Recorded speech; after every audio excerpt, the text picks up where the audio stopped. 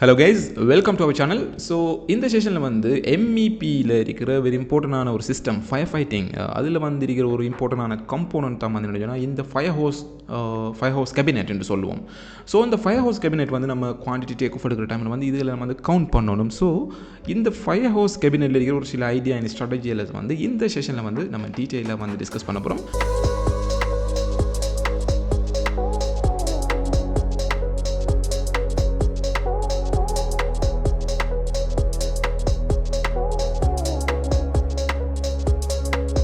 Right, ஃபஸ்ட்டுக்கு பார்ப்போம் என்னென்னு சொன்னால் நம்மளோட ஃபயர் ஹவுஸ் கேபினெட் வந்து அதாவது நம்மளோட பிஓக்யூவில் வந்து பார்த்திங்கன்னு சொன்னால் ஸ்பெஷலாக வந்து இந்த ஃபயர் ஹவுஸ் கேபினெட்டை வந்து இதில் ப்ரைஸை வந்து பார்த்தோம்னு சொன்னால் அதாவது ரேட்டை வந்து பார்த்தோம்னு சொன்னால் மற்ற ஐட்டங்களை ரேட்டை கூட ஒப்பிடக்குள்ளே வந்து இதில் ரேட் வந்து கொஞ்சம் லிட்டில் பிட் ஹை அப்படின்ற மாதிரி இதில் பார்க்கலாம் 4500 சவுதி ரியால் திர்ஹம்ஸ். அதால் வந்து மற்ற ஐட்டங்கள் வந்து ஒரு அளவான கோஸ்ட், பட் இந்த ஃபயர் ஹவுஸ் கேபினெட் வந்து 4500 வெரி பிக் அமௌண்ட் இது வந்து. ஸோ இப்போ வந்து இந்த ப்ராஜெக்டில் வந்து அப்ராக்சிமேட் 109,000 வந்து அப்ராக்சிமேட்டு இதில் வந்து நம்ம எலோ பண்ணியிருக்கோம் 24 ஃபயர் ஹவுஸ் கேபினெட் இருக்கிறதால. இதில் வந்து நம்ம ஏதாவது வந்து நம்ம மிஸ் பண்ணி போனோம்னு சொன்னால் இது வந்து பெரிய ஒரு கோஸ்ட் இம்பேக்டை வந்து க்ரியேட் பண்ணும் ஃபார் த கண்ட்ராக்டர். ஸோ அதால் வந்து நம்ம வெரி கேர்ஃபுல்லாக வந்து இந்த ஃபயர் ஹவுஸ் கேபினெட்டில் வந்து நம்மளோட குவான்டிட்டி டேக் ஆஃப் டைமில் வந்து நம்ம கவனமாக மெஷர் பண்ணணும்.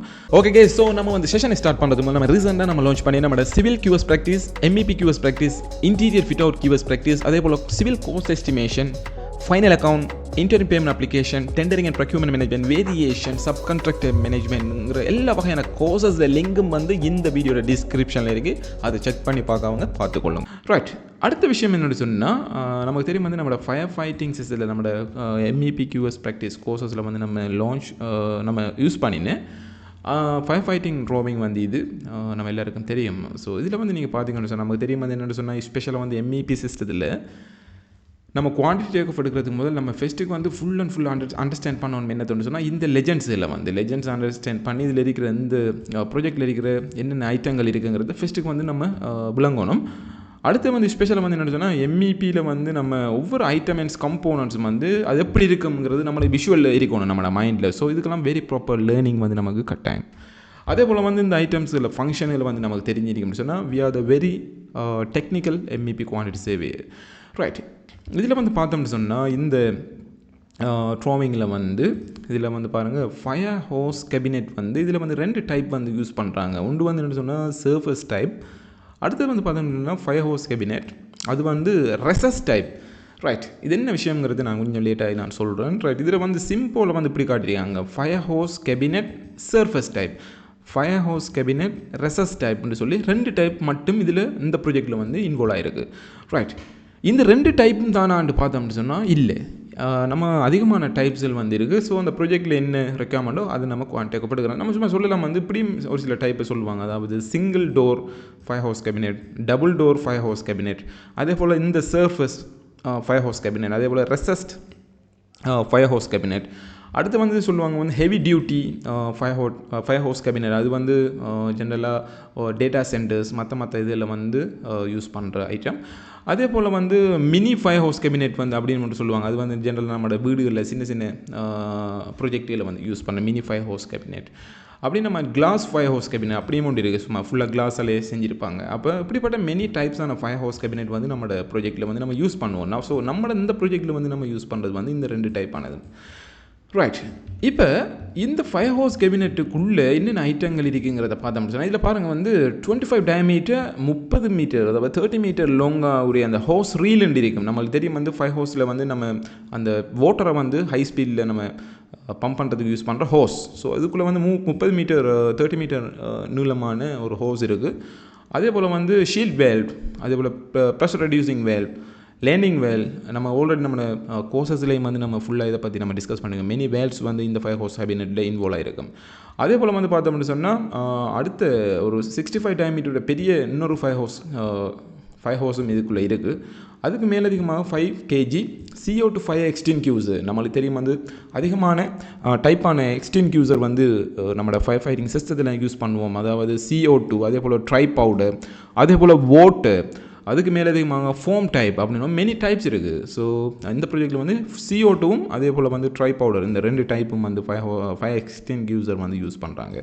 ஸோ இந்த ஃபயர் ஹவுஸ் கேபினெட்டுக்குள்ளே இருக்கிற கம்போனன்ட்ஸ் தான். அப்போ நம்ம இதை தனித்தனி எடுக்க வேண்டிய அவசியம் இல்லை. இந்த ஃபயர் ஹவுஸ் கேபினெட்டே நம்ம கவுண்ட் பண்ணி நம்ம சொன்னால் அதுக்குரிய டிரெக்டாக வந்து அந்த ரேட் பில்டப்பில் வந்து இந்த ஐட்டங்களுக்குரிய எல்லாத்தையும் போட்டு ரேட்டை வந்து எஸ்டிமேஷன் டிபார்ட்மெண்ட் வந்து ரேட்டை பில்டப் பண்ணுவாங்க. ஸோ நமக்கு தெரிஞ்சிருக்கணும், ஓகே ஃபயர் ஹவுஸ் கேபினெட்டுக்குள்ளே இருக்கிற இந்த ஐட்டங்கள் இவ்வளவும் இருக்குன்னு சொல்லி நம்மளோட மைண்டில் இருக்கணும்.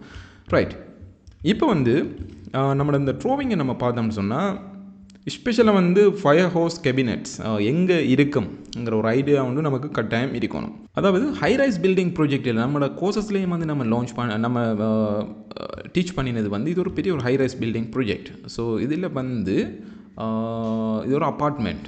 ஸோ அந்த அப்பார்ட்மெண்ட்டில் வந்து நமக்கு தெரியும் மெனி அப்பார்ட்மெண்ட்ஸ் இருக்கும். அதில் ஸ்பெஷலாக வந்து நமக்கு தெரியும் வந்து கொரிடோர்ஸுங்கிற ஒரு கான்செப்டில் வந்து அதாவது நம்ம வந்து இந்த கொரிடோரை லிஃப்டால் வந்து இறங்கி நம்மளோட கொரிடோர் அந்த ஏரியாவில் போய் வந்து தான் நம்மளோட ஒவ்வொருத்தரும் அவங்களோட அப்பார்ட்மெண்ட்டுக்குள்ளே போவாங்க.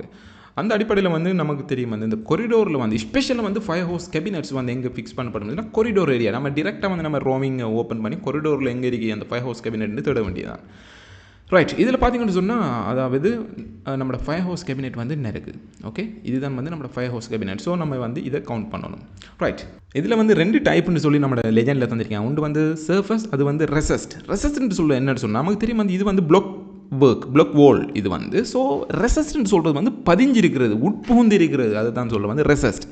இந்த ரெசஸ்ட்ங்கிற கான்செப்ட் வந்து நம்மளோட சீலிங் லைட்டில் வந்து ரெசஸ்ட் சீலிங் லைட்டுன்னு சொல்லியிருப்பாங்க. அதாவது சீலிங் இப்படி இருக்கும்னு சொன்னால் அந்த லைட் எப்படி இருக்கும்னு சொன்னால் அதாவது இந்த சீலிங்குக்கு உள்ளே கொஞ்சம் உள்ளுக்கு போன மாதிரி இருக்கும். ஸோ ரெசஸ்ட்டுங்கிறது வந்து உட்புகுந்து இருக்கிறது. ஸோ அது லைட் வந்து இப்படி வெளிச்சமாக இருக்கும். அது ஃபிக்ஸிங் இன்ஸ்டாலேஷன் சினாரியோ ஐடியா வந்து இப்படி இருக்கும். இதுதான் ரெசஸ்ட்னு சொல்கிறது. அதே கான்செப்ட் தான் நமக்கு தெரியும் வந்து இது வந்து வோல். அந்த வோலுக்குள்ளே வந்து இந்த ஃபயர் ஹவுஸ் கேபினெட் வந்து உட்புகுந்திருக்கு. அதால் வந்து இதை சொல்கிற வந்து ரெசஸ்ட் டைப் ஃபயர் ஹவுஸ் கேபினெட். இதை பாருங்கள் FHCRன்னு இருக்குது, FSCR ரெசஸ்ட். அதே போல் சர்ஃபஸ் என்று சொல்லி பார்த்தோம்னு சொன்னால் இந்த வோலுக்கு மேலே வந்து இதை எப்படி ஃபிக்ஸ் பண்ணுவாங்க, வோலுக்கு மேலே சர்ஃபஸுக்கு மேலே ஆன் த சர்ஃபஸ். ஸோ இந்த சர்ஃபஸுக்கு மேலே ஃபிக்ஸ் பண்ணியிருக்கிறத நம்ம சொல்கிற வந்து okay that is surface fire house cabinet அப்படின்ற மாதிரி நம்ம சொல்லணும். ஸோ இதுக்கு பிறகு வந்து நம்ம இந்த பில்டிங்குள்ளே நம்ம என்ட்ரி ஆகிற டைமில் வந்து இப்படிப்பட்ட ஃபயர் ஹவுஸ் கேபினெட்டை நம்ம பார்த்தோம்னு சொன்னால் இது சர்ஃபஸாக இல்லை ரெசஸ்டாக கிளாஸா ஸ்டீல் அதே போல் சிங்கிள் டோரா டபுள் டோரா கிளாஸா மினியா அப்படின்ற மாதிரி நம்ம சும்மா ஒரு ஐடியா ஒன்று எடுத்துகிட்டு நம்ம படித்ததை வந்து லேர்ன் பண்ணினதை வந்து ஜஸ்ட் வந்து திங்க் பண்ணிவிட்டு போக வேண்டியதான். ரைட். அப்போ முதலாவது நம்ம கண்டுபிடிச்சிட்டோம். அதே போல் வந்து நம்ம இந்த கொரிடோராலேயே வந்து சும்மா செக் பண்ணிக்கிட்டு வந்தோம்னு சொன்னால் பாருங்கள் இது வந்து நம்மளோட கொரிடோர் ஏரியா வேறு ஏதாவது இருக்குன்னு சொல்லி பார்த்தோம்னு சொன்னால் ஜஸ்ட் வந்து இதிலே வந்து ட்ராவல் பண்ணி அடுத்த கொரிடோர் ஏரியா வந்து இந்த போர்ஷனில் வருது. ரைட். அப்படியே வந்தோம்னு சொன்னால் அடுத்த ஃபயர் ஹவுஸ் கேபினெட் வந்து என்ன இருக்குது, இது வந்து ஒரு கொரிடோர்லாம் வந்து இருக்குது. Fire house cabinet recess type. ரெசஸ்ன்னு சொன்னால் நம்மளுக்கு தெரியும் பிளாக் வால் வந்து இது. அந்த பிளாக் வாலுக்குள்ளே வந்து இந்த ஃபயர் ஹவுஸ் கேபினெட் வந்து இருக்குது. ஸோ இதில் வந்து வெரி கேர்ஃபுல்லாக வந்து நம்ம கவுண்ட் பண்ணணும். ஏன்னு சொன்னால் இதில் ரேட் வந்து கொஞ்சம் ஹை. நம்ம மற்ற ஐட்டங்கள் என்ன எக்ஸசரிஸை கூட கம்பேர் பண்ணுற டைமில் வந்து ஸோ வெரி கேர்ஃபுல் இந்த ஐட்டம் நம்ம கவுண்ட் பண்ணுற டைமில் வந்து.